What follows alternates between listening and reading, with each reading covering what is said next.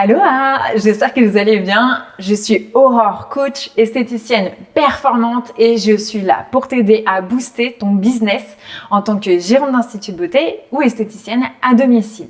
Alors aujourd'hui, on va aborder dans cette capsule un sujet qui me tient spécialement à cœur avant de se lancer. Par exemple, avant justement de créer son institut de beauté ou créer son modèle en tant qu'esthéticienne à domicile, eh bien, il y a plusieurs étapes qui sont fondamentales à la réussite, au succès de ton entreprise. Tu peux me mettre dans les commentaires juste en dessous de la vidéo si tu as envie de me dire exactement les étapes que tu as faites, ça serait hyper important. Mais la première chose, c'est vraiment d'abord de se poser en tant que pro et de se dire, ok, quel est le concept que j'ai envie de réaliser? Quelles sont mes expertises? Est-ce que j'ai envie d'être un institut traditionnel? Qu'est-ce que j'ai envie de véhiculer? Quelles sont mes valeurs par rapport à ça? Qu'est-ce que j'ai envie de dire? Qui j'ai envie d'aider? Quelle femme j'ai envie d'aider? Parce que c'est très important, tu vois, j'en ai même des frissons. Est-ce que tu veux, par exemple, te spécialiser juste pour les femmes ou les femmes et les enfants ou seulement les hommes? Qu'est-ce que tu as envie de dire? Qu'est-ce que tu as envie de montrer par rapport à ton concept? Est-ce que par rapport à ton concept, tu as envie de montrer tes valeurs en termes écologiques? Quelle marque tu vas prendre? Est-ce que tu as envie de montrer un concept qui est plutôt technique, sur la beauté, sur des éléments beaucoup plus pointus, technologiques? Est-ce que tu as envie de faire juste un institut sur la minceur, juste experte minceur? Enfin, pas juste, hein. Ce que je veux dire, c'est vraiment expertise minceur. Est-ce que c'est ça qui t'intéresse? Parce que toi, c'est tellement essentiel de se dire, voilà, moi, je vais aider une femme à perdre 10 kilos, et ces 10 kilos, ça va changer sa vie, ça va changer son regard, ça va changer son estime d'elle-même, sa confiance. Plus que dans le concept, on va aller chercher le cœur de ton projet.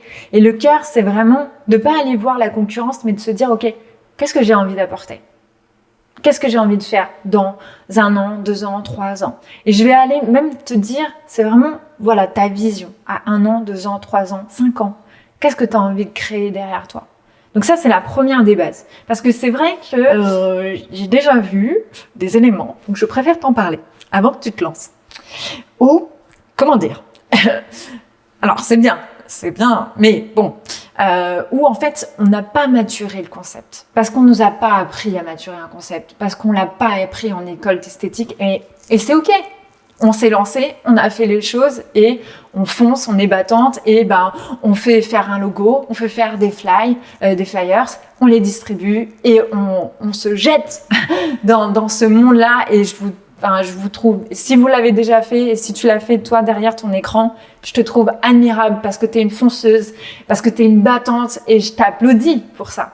Mais à un moment, c'est très important d'aller se poser ces questions-là. Je te dis ça parce que plus tu es clair sur ton concept, ta vision, tes valeurs, plus tu vas avoir de sens à ce que tu fais, plus tu vas être aligné et plus tu vas avoir de la joie et plus tu vas avoir du succès. Donc ça, c'est vraiment la première étape. La deuxième étape, qui est très importante aussi, et pour moi, parce que généralement, dans l'académie, on m'appelle Madame Chiffre, c'est pas pour rien, c'est que il faut un prévisionnel. Le prévisionnel, c'est vraiment de se dire, ok, soit tu te fais aider par une personne qui est bonne en chiffres, mais je préférais une expert comptable. Mais après, c'est vrai que ça peut être coûteux au début, mais normalement, tu dois avoir prévu, tu vois, une pochette un peu de trésorerie, justement, quand tu te lances, pour être au moins tranquille, on va dire, alors là, accroche-toi, pour au moins 1 à 2 ans. La moyenne pour qu'un institut démarre, en tous les cas, c'est 2 ans. 2 ans pour pouvoir tirer un salaire. C'est une moyenne générale. Peut-être que, alors dans l'académie, on sait que voilà, au bout de quelques mois, même quand on est en lancement, eh ben, on va pouvoir réussir à se payer, même un petit salaire. Mais en tous les cas, ça c'est les moyennes. Donc très important parce que je te dis ça pour pas que tu t'essouffles en fait. Parce que si tu prévois pas cette trésorerie, eh bien, dans 1 an, peut-être que tu seras complètement essoufflé, tu en auras marre, et peut-être que tu seras obligé d'aller chercher un boulot salarié. Donc ça, c'est très très important. Regarde les chiffres. Dis-toi, ok, combien de nouvelles clientes je dois avoir chaque mois? Combien de chiffre d'affaires je dois avoir? Sur le chiffre d'affaires, combien je peux me tirer de salaire? Et tu vois, tu fais en sorte que chaque mois, ton chiffre progresse avec quelque chose de réalisable. Mais fais-toi aider vraiment là-dessus ou prends un tableau Excel. Si tu es bonne en calcul, c'est pas mal. Après, la troisième étape, ça va être vraiment d'aller regarder ta zone de chalandise.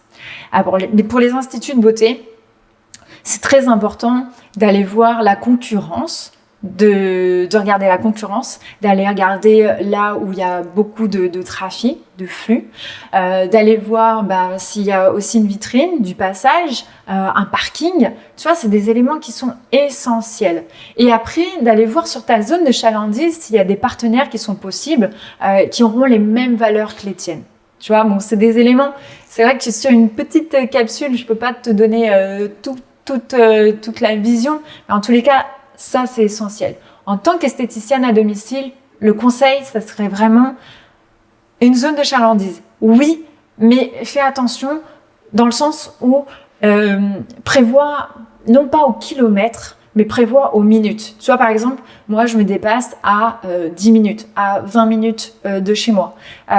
Tu vois, parce que si tu parles en zone de chalandise au kilomètre, toi-même, tu sais, des fois, par exemple, je prends la région PACA, PACA, toi-même, tu sais, ça veut dire que tu vas mettre, au lieu de mettre, on va dire, 10 minutes, tu peux mettre clairement 30 minutes parce qu'il y a beaucoup de bouchons.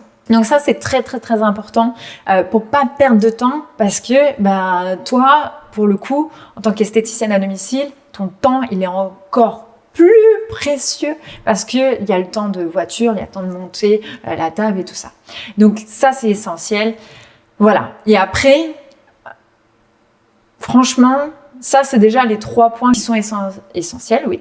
Et le 4e point, ça va être vraiment aller booster ta com, aller prospecter.